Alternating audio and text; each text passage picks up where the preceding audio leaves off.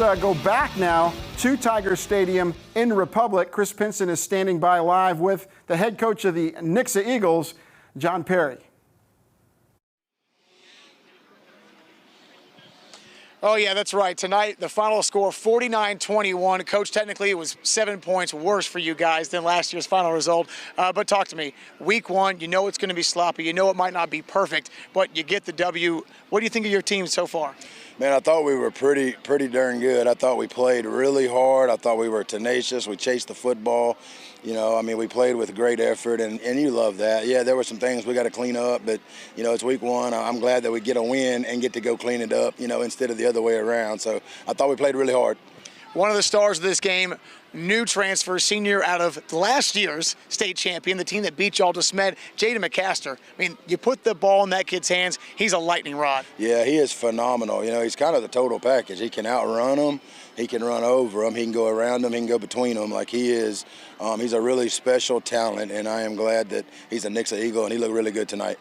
Yeah, he did. I mean, to be able to replace a kid like Dylan Rivera, who had almost 2,000 yards last year, 48 touchdowns. How do you swing that? I don't know, man. I can just say, you know, good things happen sometimes, and that was a blessing that happened, and I'm glad because he's an awesome young man. He's a great student. He's a great athlete, and I thought he played really well tonight and will only get better. Now, there's a great chance that tonight you played probably the toughest team on your regular season schedule. Going forward, how do you evaluate your team? How do you keep them motivated each and every week to play against the COC? We have a group of kids that understand that we're trying to play one play at a time, man. We're trying to look through a straw and be as great as we can be every single day. And that's hard sometimes with high school kids, but our kids are really good. So we are not, you know, we're not process, we're not outcome oriented. Like, we're going to chase the best version of us, and, you know, we're going to get to work Monday and we're going to fix the things that was wrong today and try to be better next Friday night for sure.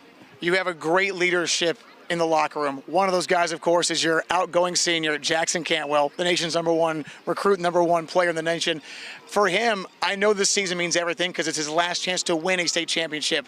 He doesn't need much more motivation, does he? No, he's awesome, man. When your best player is also your hardest worker and goes out there and practices to get better every single day, that can't help but be contagious by everybody else. And he also tonight talked me into, he was going to talk me into taking the ball in the opening kick because I never do that, but he said we needed to. So I'm like, well, you're smarter than me, so let's take it. Now, we lost the coin toss, so we didn't get to, but he's a heads-up football player, that's for sure. Being able to have a team this stacked, right, the year after coming off a state championship loss, was that something that you guys put all over the locker room during the summer, or did these guys know coming in, we got another chance to make some history? I think there's a fine line between confident and arrogance. Confident is, you know, you think you're good, but you go out there and practice as if you're not good, and I think we have a group that is primarily confident and not arrogant. Arrogant people think they're good, they think they've arrived, and they don't work hard. Like, all we want to do is be great. We want to be great Monday. We want to try to, you know, put our best foot forward next Friday night and be the best that we can be so we have a chance to get in that game again. That's all we want to do is be the best we can be. You and Coach Corey Nelson, you know, Redmo's head coach, you guys both came to these programs when they weren't so touted, when they weren't so great, and you've both turned them around. What is it and how hard is it to establish a winning culture and build like you guys have?